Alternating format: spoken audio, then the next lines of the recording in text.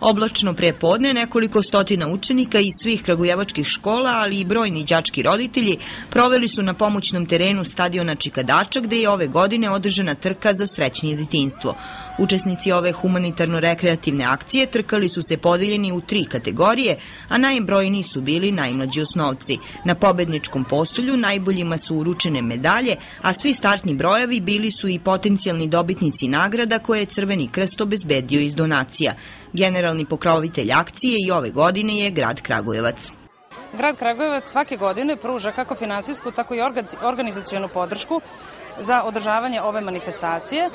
Ove godine manifestacija se održava pod sloganom "Imamo cilj, dođi na start" i mi smo svi danas tu prosto da pružimo podršku Crvenom krstu, ali da damo pozitivan primer svim mladim ljudima da se okrenu sportu i zdravim stilovima života.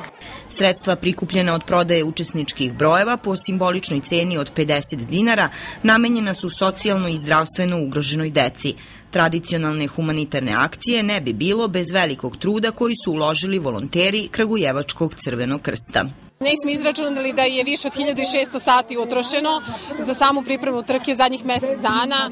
Učestvovalo je preko 150 volontera. To su bili zaista naši saradnici i u osnovnim i srednjim školama i saradnici po raznim preduzećima, naši omladinci iz omladinske terenske jedinice koji su uložili trud i upravo to je rezultat da je prodato više od 14.000 startnih brojeva.